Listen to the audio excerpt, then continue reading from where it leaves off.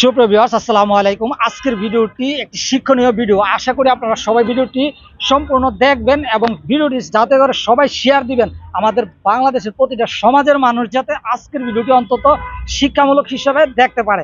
আমার পাশে যে ভাইটি দেখতেছেন আপনারা, এই ভাইটির সাথে আমি কথা বলবো। সে শারীরিক অক্ষমতা, শারীরিক অসুস্থতা রয়েছে, তারপরেও এই যে সিএনজিটি দেখতেছেন আপনারা, এই সিএনজিটি কিন্তু সে চালাইতেছে। কত বছর ধরে চালাইতেছে। সে অসুস্থতা হওয়ার পরেও কিন্তু তাকে থামিয়ে রাখতে পারেনি।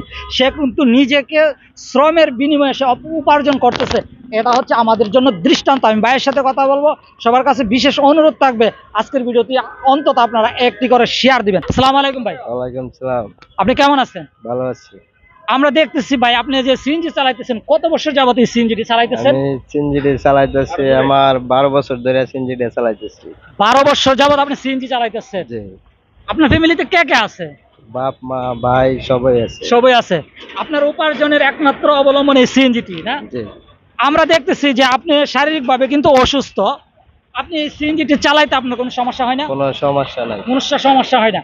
আমি দেখছি আপনাকে মাধবপুর থেকে যে ড্রাইভ করছেন, অসাধারণ গাইস, দৃষ্টান্ত এই ভিডিওটি।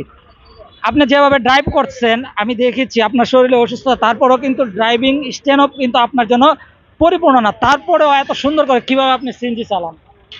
চালাই, ভালো লাগে চালাই। ভালো লাগে। কোনোদিন কোনো বিপদের সম্মুখীন হয়েছেন?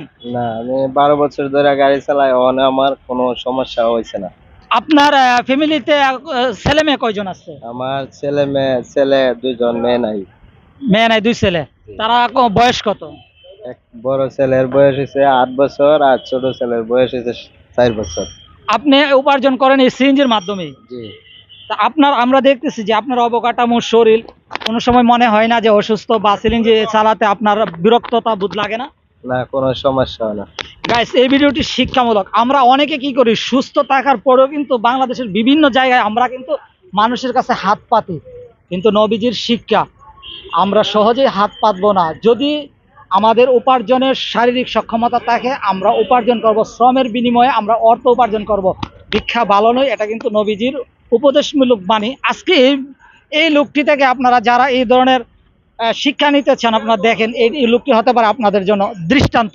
আচ্ছা, অনেকে দেখেন যে সুস্থ, তারপরেও অনেকে কিন্তু ভিক্ষাবৃত্তি করে বা বিভিন্ন অপকর্ম করে। তাদের প্রতি আপনি কি বলতে চান যে আসলে চেষ্টা থাকলে সফলতা আসে, এই বিষয়ে কি বলবেন? জি, যে পারে এমনি চলতে থাকে। আমি মনে করেন, আমার এক ভাই কর্মটা শিখিয়ে দিছে, আমি কর্ম করে খাই। ভিডিওটি আপনারা যারা দেখতেছেন গাইস, দেখুন ভাই কিন্তু অসুস্থ, তারপরেও কিন্তু আমি আজকে ওনাকে ভিডিওটি এই জন্য ধারণ করেছি যাতে করে সমাজের প্রতিটা মানুষ শিখতে পারে যে থেমে থাকলে কিন্তু হবে না, আমাদেরকে সামনে এগোতে হবে। যতই কষ্ট হোক, আমরা যদি সৎ ইচ্ছা থাকে, আমাদের চেষ্টা থাকে, সফলতা আমাদের অনিবার্য। আর এইটার দৃষ্টান্ত হচ্ছে এই বাইক।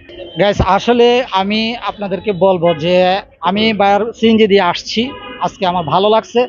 বায়ার যে প্রাপ্ত ভাড়া ছিল সেটাও আমি দিছি, কিন্তু আজকে খুশি হয়ে আমি বায়ার এই কাজটা আমার কাছে ভালো লাগছে। আসলে উনি অসুস্থ মানুষ হয়ে যে শ্রমের মাধ্যমে উপার্জন করছে, এটা আমার কাছে অত্যন্ত ভালো লাগছে। তাই আমি খুশি হয়ে বাইরে কিছু গিফট করছি। এইরকম সমাজে কাজ করে তাদেরকে উৎসাহ দেওয়ার জন্য, এরকম কিন্তু অনুপ্রেরণা দেওয়ার জন্য কিন্তু মাঝে মাঝে যদি আমরা সবাই সচেতন হই বা তাদেরকে হালকা গিফট করি, তাহলে তারা আরও উৎসাহী হবে। এটাই মূলত আমার উদ্দেশ্য, তাকে গিফট করা। ভাই ধরেন, এটা আমি কত দিচ্ছি, আপনি চোখ বুঝে রাখেন। আপনারা যে আমি গিফট করছি, এটা আপনার কেমন লাগছে? ভালোই লাগছে। ভালো লাগছে। ভাই অসংখ্য ধন্যবাদ আপনি আমাদেরকে সময় দেওয়ার জন্য এসটিভি ব্রাহ্মণবাড়িয়ার পক্ষ থেকে। ঠিক আছে ভাই। আপনারা আবারও আমি বলতেছি, এই ভাইটির দৃষ্টান্ত, ভাইয়ের ভিডিওটি আপনারা শেয়ার দিবেন যাতে করে সমাজের প্রতিটা মানুষ শিক্ষা নিতে পারে। এই ছিল আমার হাতে এসটিভি ব্রাহ্মণবাড়িয়া।